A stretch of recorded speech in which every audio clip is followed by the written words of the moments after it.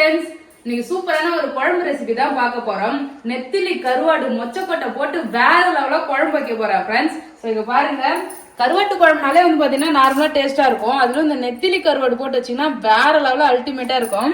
மொச்சக்கொட்டை வந்து பாத்தீங்கன்னா ஊற வச்சிருக்கேன். காலையிலே இது வந்து பாத்தீங்கன்னா ஊற வச்சாச்சு. மொச்சக்கொட்டை வந்து பாத்தீங்கன்னா வேக வச்சுக்கலாம். கருவாட்டு குழம்பு வந்து பாத்தீங்கன்னா கத்திரிக்காய் போட்டு வச்சா ரொம்ப சூப்பரா இருக்கும். நீங்க வந்து கத்திரிக்காய், உருளைக்கிழங்கு, முருங்கைக்காய் போட்டு வைக்க போறேன். கருவாட்டு குழம்புல வாழைக்காய் கூட போட்டு வைப்பாங்க, ரொம்ப சூப்பரா இருக்கு. எங்க ஆயெல்லாம் வந்து பாத்தீங்கன்னா செய்வாங்க. சோ இன்னைக்கு நான் இது எப்படி வைக்கிறேன்னு சொல்லிட்டு பாக்கலாம் ஃப்ரெண்ட்ஸ். ஃபர்ஸ்ட் வந்து பாத்தீங்கன்னா மொச்சக்கொட்டையை வேக வச்சிடலாம். நல்லா ஊறின மொச்சக்கொட்டையில லைட்டா உப்பு சேர்த்துக்கலாம். மொச்சக்கொட்டை வந்து பாத்தீங்கன்னா ஒரு 3 விசில் வச்சு வேக வச்சிடலாம்.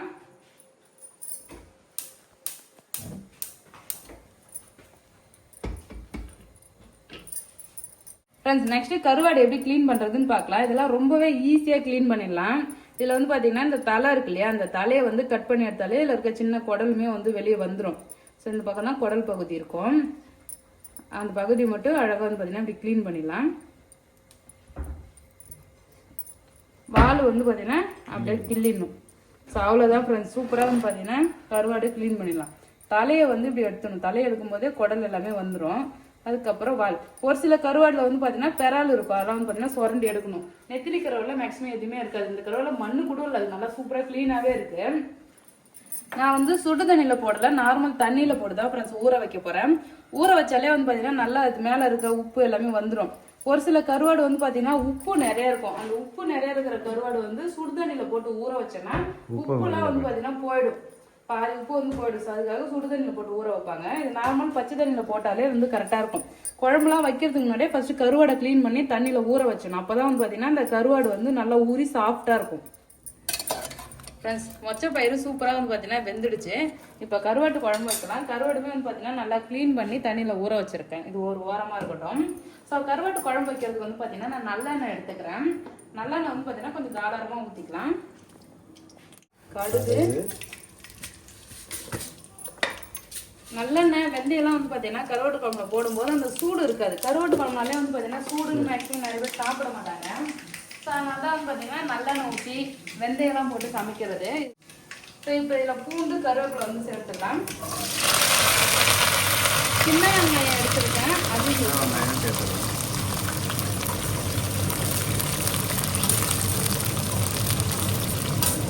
ஸோ ஒரு பெரிய வெங்காயம் கட் பண்ணியிருக்கேன், அது சேர்த்து வரைக்கிறேன்.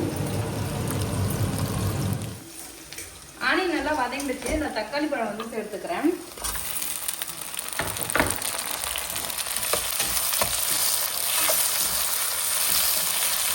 தக்காளி கூடயே கத்திரிக்காயும் சேர்த்துக்கலாம். அப்போதான் பார்த்தீங்கன்னா கத்திரிக்காயும் எண்ணெயிலே நல்லா வதங்கி வரும்.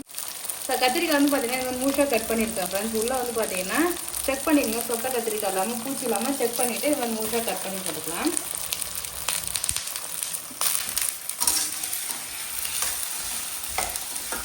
தக்காளிலாம் வந்து பார்த்தீங்கன்னா சூப்பராக வதங்கி வந்துடுச்சு. இப்போ இது கூட வந்து பார்த்தீங்கன்னா நம்ம முருங்கைக்காய், உருளைக்கிழங்குலாம் சேர்த்துக்கலாம். அப்படியே நம்ம வேக வச்சிருக்க மொச்சக்கொட்டையும் வந்து பார்த்தீங்கன்னா இது கூட சேர்த்துக்கலாம் ஃப்ரெண்ட்ஸ். எல்லாமே சேர்த்து மிக்ஸ் பண்ணிடலாம்.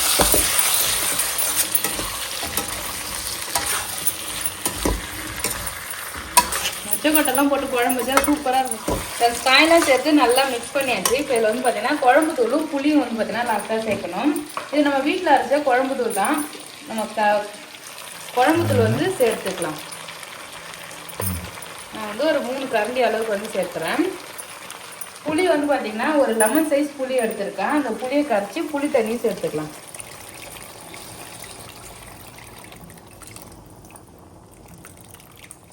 தேவையான அளவுக்கு உப்பு சேர்த்துக்கலாம் ஃப்ரெண்ட்ஸ். அவ்வளோதான். இங்கே பாருங்கள், நல்லா வந்து பார்த்தீங்கன்னா குழம்பு கூட்டியாச்சு. உப்பு வந்து பார்த்தீங்கன்னா கொஞ்சமாகவே போட்டுக்கலாம். ஏன்னா கருவாட்லேயும் சில டைம் வந்து பார்த்தீங்கன்னா உப்பு இருக்கும். ஸோ அதனால் குழம்புலாம் நல்லா கொதிச்சுட்டு கருவாடெல்லாம் போட்டு கொதிச்சுட்டு அப்புறம் வந்து பார்த்தீங்கன்னா செக் பண்ணி பார்த்துட்டு உப்பு பத்தலாம் போட்டுக்கலாம். இப்போ குழம்பு வந்து மூடி வச்சுட்டு நல்லா கொதிக்க வைக்கலாம். முருங்கைக்காய் நல்லா வெந்த பிறகு அதுக்கப்புறமா லாஸ்ட்டாக கருவாடு போட்டுக்கலாம்.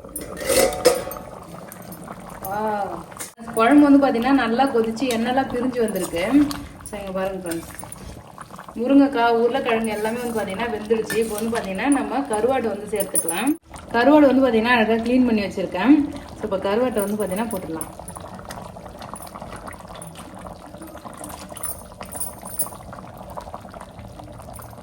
கருவாடு சேர்த்து ஒரு 5 நிமிஷம் இருக்கட்டும். அதுக்கப்புறம் குழம்பு வந்து ஆஃப் பண்ணிடலாம்.